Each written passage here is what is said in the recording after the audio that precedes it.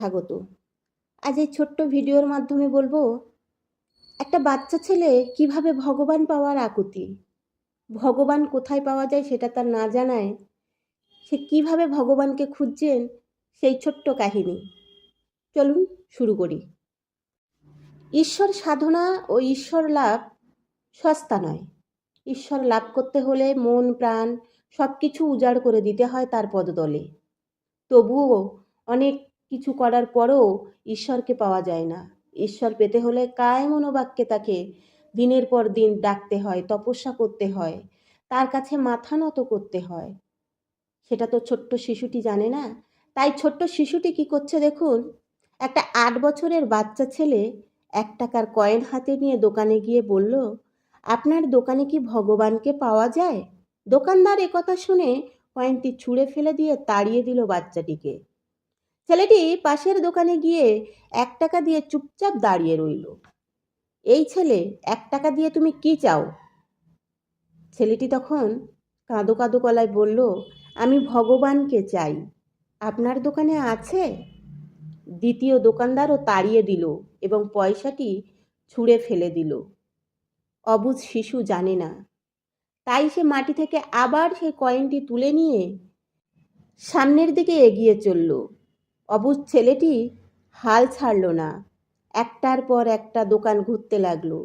ঘুরতে ঘুরতে ৪০টা দোকান ঘোরার পর এক বয়স্ক দোকানদার জিজ্ঞাসা করল, আচ্ছা, তুমি ভগবানকে কিনতে চাও কেন? কি করবে ভগবানকে দিয়ে?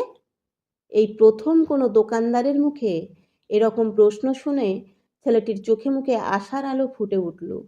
সে ভাবল, নিশ্চয়ই এই দোকানদারের কাছে ভগবান আছে, তাই তো সে আমাকে প্রশ্ন করছে যে আমি কেন ভগবানকে চাই। নিশ্চয়ই এই দোকানে ভগবানকে পাওয়া যাবে। হতচকিত কণ্ঠে উত্তর দিল, আমার তো বাবা নেই, এই দুনিয়াতে আমার মা ছাড়া আর কেউ নয়। আমার মা সারাদিন কাজ করে আমার জন্য খাবার নিয়ে আসে। আমার মা এখন হাসপাতালে। মা মরে গেলে আমি কি খাবো?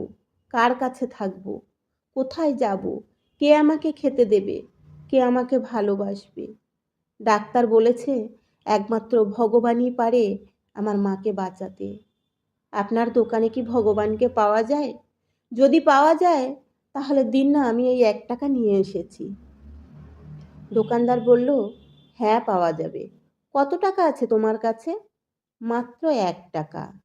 সমস্যা নেই, ১ টাকাতেই ভগবান পাওয়া যাবে। দোকানদার বাচ্চাটির কাছ থেকে ১ টাকা নিয়ে খুঁজে দেখল ১ টাকার ১ গ্লাস জল ছাড়া বিক্রি করার মতো আর কিছু নেই। তাই ছেলেটিকে ফিল্টার থেকে ১ গ্লাস জল ধরিয়ে দিয়ে বলল, এই জল খাওয়ালেই তোমার মা সুস্থ হয়ে যাবে। পরের দিন একদল মেডিকেল স্পেশালিস্ট ঢুকলো সেই হাসপাতালে। ছেলেটির মায়ের অপারেশন হলো। খুব দ্রুতই তিনি সুস্থ হয়ে উঠলেন।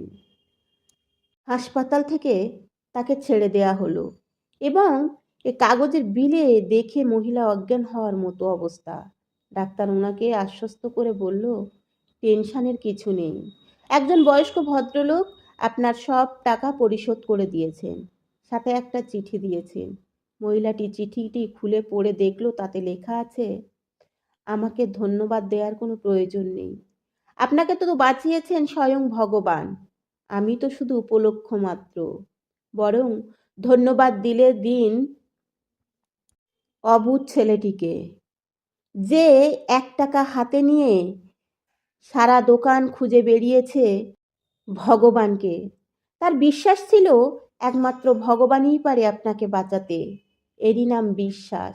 ভগবানকে খুঁজে পেতে কোটি টাকার দরকার হয় না। বিশ্বাস নিয়ে মন থেকে খুঁজলে ১ টাকাতেও ভগবানকে পাওয়া যায়। আর সেই ভগবানই আপনার ছেলের কথা শুনে, আপনার ছেলের কথা ভেবে আপনার সুস্থ করে দিয়ে গেলেন।